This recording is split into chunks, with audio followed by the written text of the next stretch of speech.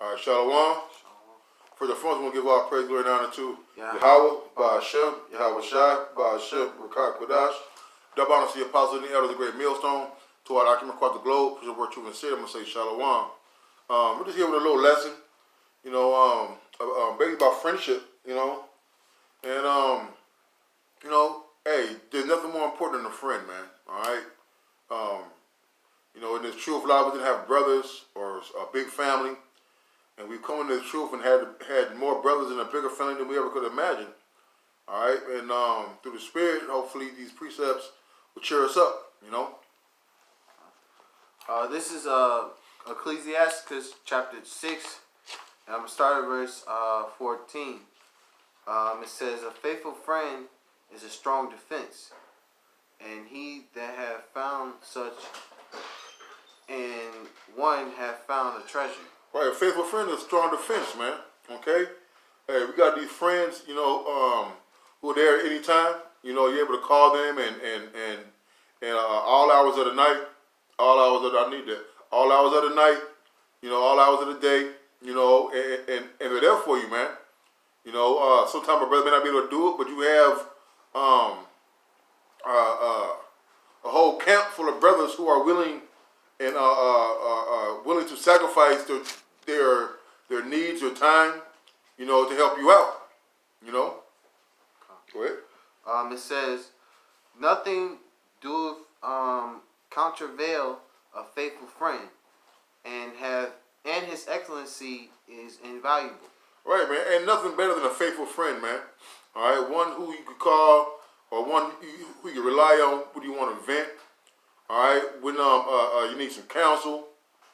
Okay, when you're in a jam. All right, hey, there's nothing. Hey, let's just go back to Yahweh Shai, man. He's a strong defense. All right, can nothing counteract Yahweh Shai's spirit. All right, when he's when you're in a lower state, he can pick you up. Okay, he's always around there to defend you, to comfort you. Okay, go ahead, Verse 16 says, a faithful friend is the medicine of life, and they that fear Yahweh shall find him. Right, faithful friend is a medicine of life, man. It's healing, man. All right? You got times where you're just down and you don't want to come out your room. You want to sit, and just be up under the covers, man. All right? A friend, all right? I can say a true friend, but a friend who knows hey, man, it's time, hey, Shaquat, time to get up. All right? Wipe the cold out your eyes. You've been in the bed all day.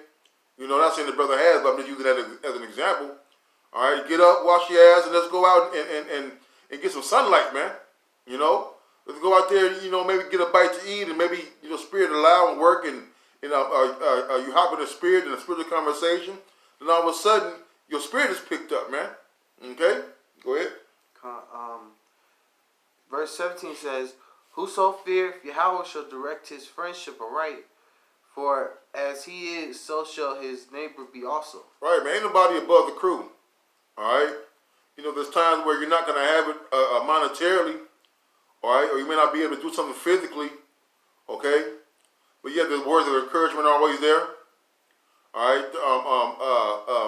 You can go on a brother's page and get inspiration from the brothers, man.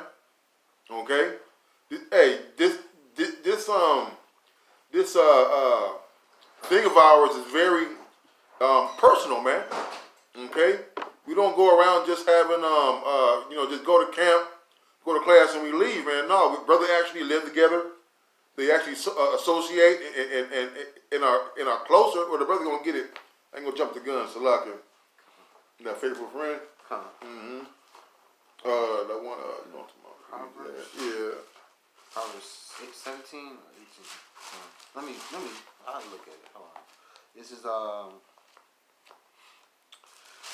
Proverbs 17 and verse 17. A friend loved at all times, and a brother is born for adversity. Yeah. Is that the one? Oh. Yeah, you got some other ones.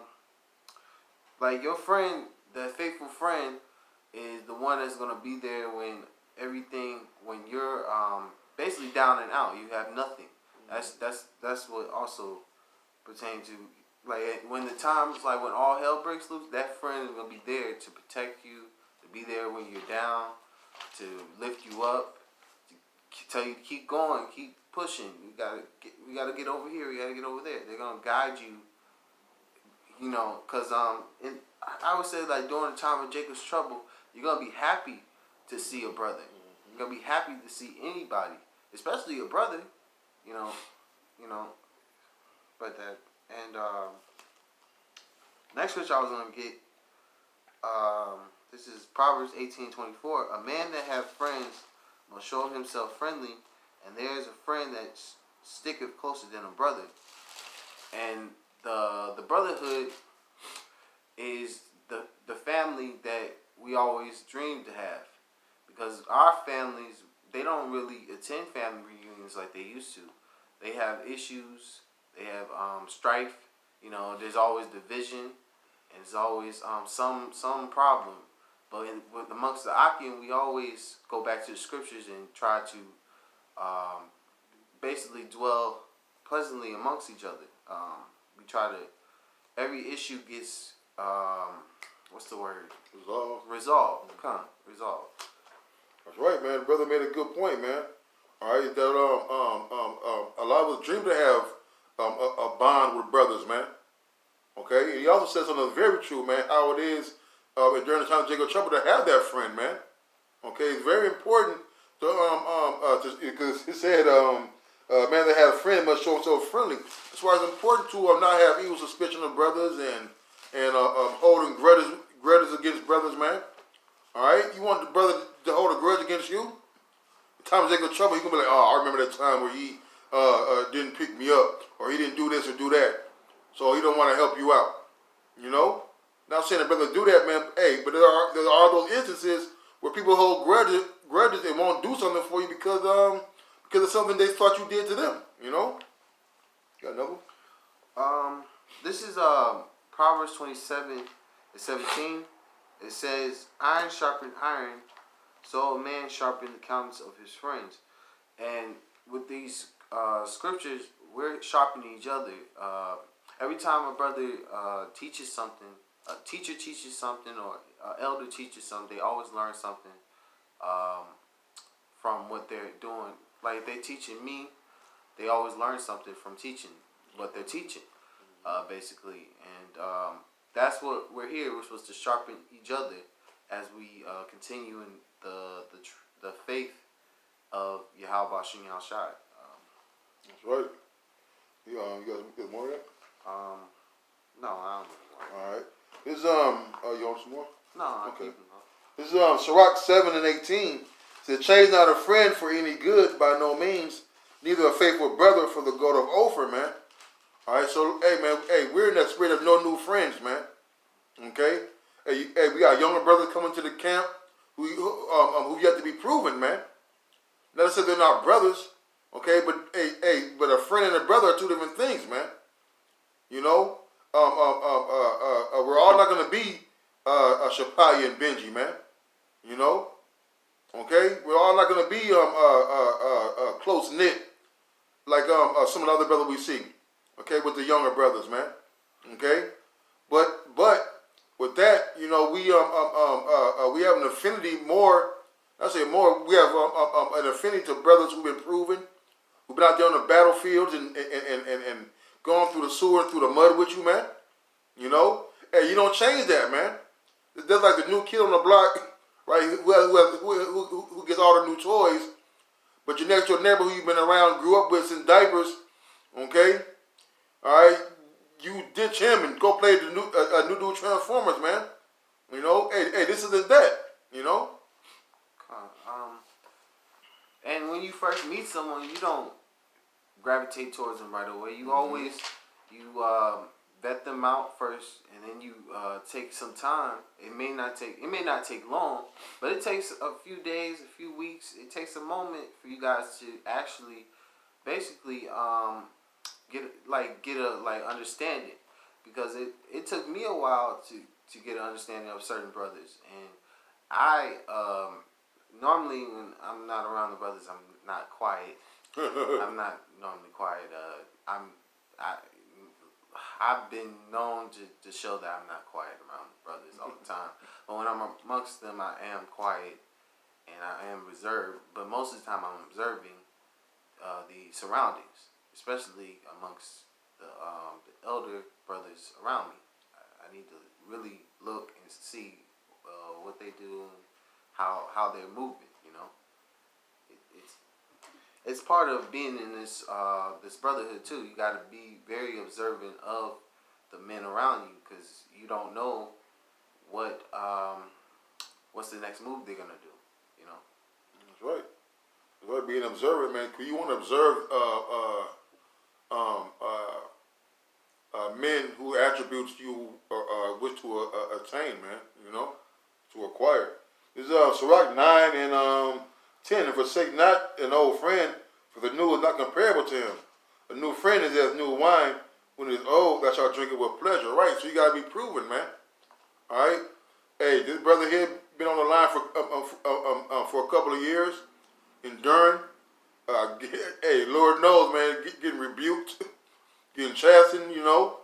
All right? And spiritually getting beaten with a rod as many of us have, man. Okay?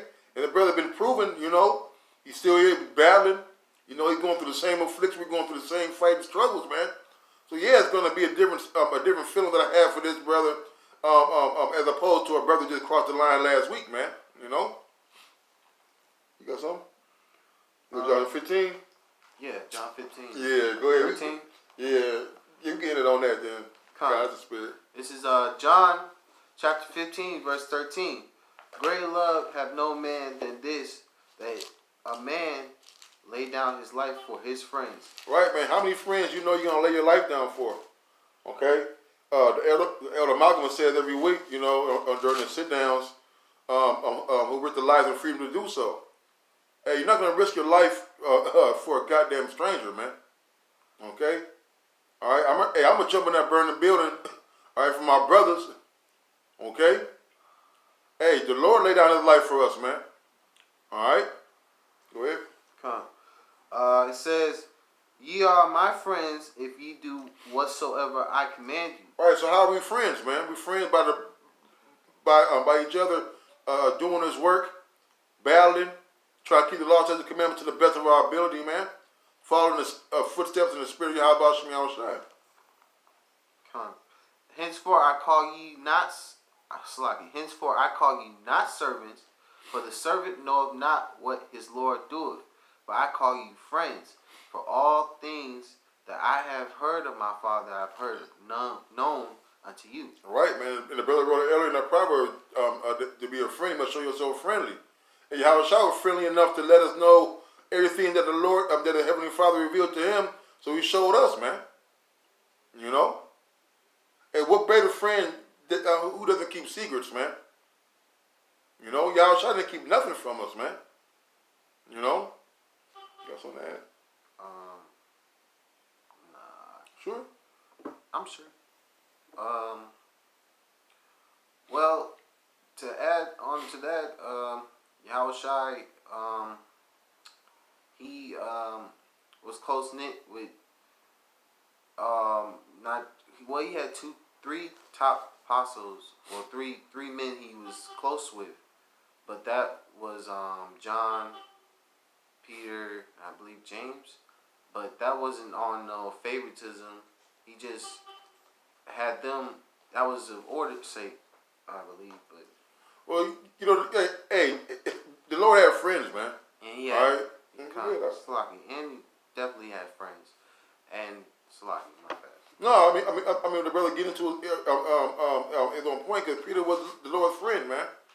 All right. Okay, so you know, so that's what it is, man. The Lord had friends, you know. The 12 was his most beloved. All right. You know, so those 12 were held to a higher esteem than the rest, man. You know. And Abraham, he was friends with the Lord. That's right. Why? Because he did all that the Lord commanded him to do. You know. Got something else? No. Sure. I'm sure. You got anything else? Go ahead. You can sit us out.